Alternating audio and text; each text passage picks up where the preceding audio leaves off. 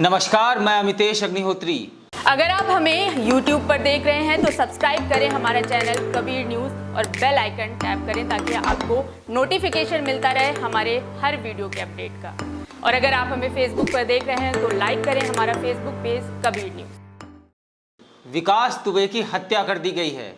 इसके साथ ही यह साफ हो गया है कि योगी सरकार में गुंडा राज है और यूपी में विधि द्वारा स्थापित व्यवस्था वेंटिलेटर पर है। विकास की लाश के साथ बहुत सारे राज भी दफन हो गए हैं। हम कभी नहीं जान पाएंगे कि अपने पूरे आपराधिक करियर में विकास को किन किन राजनेताओं का संरक्षण मिला। विकास के साथ ही जय वाजपेयी की गिरफ्तारी से यह भनक लगी थी कि जय विकास दुबे की काली कमाई को तमाम जगहों पर इन्वेस्ट करता था। ये लोग तमाम नेताओं के चुनाव को भी फाइनेंस करते थे। नेता मंत्री से लेकर संतरी और ऊंचे पदों पर बैठे अधिकारियों तक उसके संबंध बहुत ही मधुर थे। यही वजह थी कि जुर्म की दुनिया में 2 दशक से ज्यादा उसका सिक्का चलता रहा। विकास से पूछताछ होती तो ये सारे नाम सामने आने तय थे।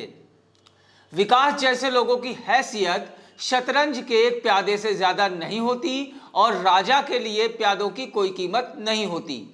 कबीर न्यूज़ ने कल ही कहा था कि विकास का खामोश रहना तमाम नेताओं के लिए बेहद जरूरी है और देखना होगा कि इस खामोशी की कीमत क्या होगी। आज सुबह हमें इसकी कीमत भी पता चल गई। विकास की मौत कानून के राज की मौत है। वह 8 पुलिसकर्मियों की हत्या का जिम्मेदार था, लेकिन याद कीजिए कि एनकाउंटर तो अजमल आमिर कसाब का भी नहीं किया गया था। उसे पूरी न्यायिक प्रक्रिया पूरी होने के बाद ही फांसी हुई। मौका वारदात पर मौजूद सारे सबूत पुलिस की कहानी का मजाक उड़ा रहे हैं। एनकाउंटर वाली जगह की तस्वीरें देखें तो आप पाएंगे कि तेज बारिश में गाड़ी इतनी सफाई से पलटी है कि वहां डिवाइडर के पत्थरों को खरोच तक नहीं लगी। पूर्व IAS अधिकारी सूर्य प्रताप लिखते हैं कि पहले विकास दुबे सफारी में सफर कर रहा था। बाद में उसने 30-40 पुलिस वालों से लड़कर अपनी गाड़ी बदलवाई कि मुझे TUV में बैठना है। कुछ मिनट बाद TU पलटी, विकास हथियार लेकर भागा और पुलिस ने जान पर खेलकर उसे मार गिराया। आप क्रोनोलॉजी समझिए। गाड़ी इतने सलीके से पलटी गई है कि चश्मदीद भी बोल रहे हैं कि प्लांटेड है। विकास के पैर में रॉड पड़ी थी और वह लंगड़ा कर चलता था। इसका मतलब साफ है कि वह भाग नहीं सकता था। पुलिस के मुताबिक उसे भागते वक्त गोली मारी गई जो उसके सीने में लगी। तो क्या यह वह रिवर्स गियर में यानी उल्टा भाग रहा था? बुधवार को विकास दुबे के एक मरियल से दिखने वाले साथी प्रभात मिश्रा के एनकाउंटर की कहानी भी लगभग ऐसी ही थी। उसे फरीदाबाद से कानपुर ला रही पुलिस की गाड़ी पंचर हो गई। इस बीच वह पुलिस के दरोगा से पिस्तौल छीनकर भागा। पुलिस को मजबूरन गोली चलानी पड़ी और बदमाश मारा गया। आज सुबह विकास दुबे को ला रही गाड़ी भरी बारिश में पलट गई और विकास दुबे पुलिस की स्पेशल टास्क फोर्स के सिपाही से हथियार छीनकर भागा।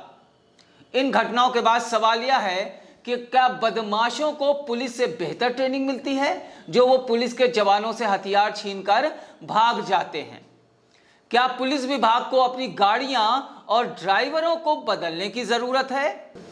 विकास की गाड़ी के साथ STF की एक SUV भी चल रही थी, फिर भी लंगड़ा विकास भागा। इन गाड़ियों के पीछे मीडिया की गाड़ियां भी लगी हुई थी जिन्हें मुठभेड़ वाली जगह से कुछ किलोमीटर पहले ही अलग अलग चेक पोस्ट और टोल प्लाजा में रोक दिया गया। सोशल मीडिया और ट्विटर पर मौजूद हजारों यूजर इस फर्जी हत्याकांड पर सवाल उठा रहे हैं। ट्विटर पर #फेक इनकाउंटर टॉप ट्रेंड में था और शाम 4 बजे तक इस बारे में 64,000 से ज्यादा ट्वीट किए जा चुके थे। इस कथित एनकाउंटर के जरिए योगी आदित्यनाथ ने एक तीर से कई निशाने साधे हैं। योगी लंबे समय से भाजपा में चल रही ब्राह्मण बनाम ठाकुर की राजनीति से जूझ रहे हैं। विकास दुबे की हत्या के बाद इलाके के सारे दबंग ब्राह्मण क्षत्रपों के पास योगी के ठाकुरवाद के आगे सर झुकाने के अलावा कोई और विकल्प नहीं बचा है। इसके अलावा विकास दुबे को संरक्षण देने वाले नेताओं को भी संदेश मिल चुका है। ऐसा बिल्कुल भी नहीं है कि इस फर्जी एनकाउंटर के बाद यूपी में अपराध खत्म हो जाएगा, लेकिन अपराध की जाति जरूर बदल जाएगी। हम कुलदीप सेंगर, चिन्मय आनंद और राजा भैया वाले मामले में देख चुके हैं कि अपराधी अगर मुख्यमंत्री का सजातीय है तो पुलिस प्रशासन उसके आगे नतमस्तक है।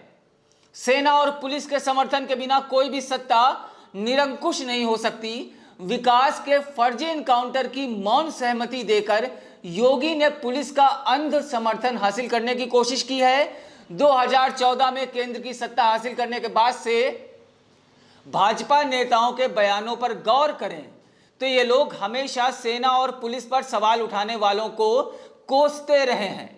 गुरुवार को मध्य प्रदेश की भाजपा सरकार के गृह मंत्री नरोत्तम मिश्रा ने भी विपक्ष को पुलिस के दावों पर सवाल उठाने के लिए कोसा था। मध्य प्रदेश पुलिस का कहना था कि उसने विकास दुबे को उज्जैन के महाकाल मंदिर से गिरफ्तार किया। उस समय कांग्रेस के दिग्विजय सिंह ने आरोप लगाया था कि विकास दुबे का पकड़ा जाना स्क्रिप्टेड है और मध्य प्रदेश भाजपा के ही एक वरिष्ठ नेता का इसमें हाथ है। बताया जाता है कि यह नेता ब्राह्मण है।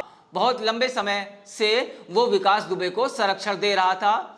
उनका विधानसभा क्षेत्र यूपी की सीमा से सटा हुआ है और महोदय शिवराज सिंह चौहान में मंत्री भी हैं। इन दबंग नेता का अपने इलाके से सटे हुए यूपी के इलाकों में भी अच्छा प्रभाव रहा है, लेकिन विकास दुबे के मारे जाने के बाद इनकी ब्राह्मण वर्चस्व वाली राजनीति को तगड़ा झटका लगा है। इस फर्जी एनकाउंटर के साथ ही योगी ने दिखा दिया है कि कानून का राज उनके लिए कोई मायने नहीं रखता। योगी राज में होने वाले एनकाउंटरों पर पहले भी सवाल उठते रहे हैं। सत्ता के लिए हत्या का यह खेल बेहद खतरनाक है। इस मामले की न्यायिक जांच नहीं होती तो यह मानने के अच्छे भले कारण है कि कल बंदूक की गोली कहीं और भी चल सकती है। विकास को उसके गुनाहों की सजा मिलनी चाहिए थी, उसे फांसी होनी चाहिए थी, लेकिन न्यायिक प्रक्रिया से गुजरने के बाद। पुलिस का काम सजा देना नहीं होता, यह काम न्यायालय का है जिसका अतिक्रमण किया गया है। योगी के गुंडा राज में विकास के साथ ही विधि द्वारा स्थापित व्यवस्था की भी हत्या कर दी गई है। अगर आप हमें YouTube पर देख रहे हैं तो सब्सक्राइब करें हमारा चैनल कबीर न्यूज़ और बेल आइकन टैप करें ताकि आपको नोटिफिकेशन मिलता रहे हमारे हर वीडियो के अपडेट का। और अगर आप हमें Facebook पर देख रहे हैं तो लाइक करें हमारा Facebook पेज कबीर न्यूज़।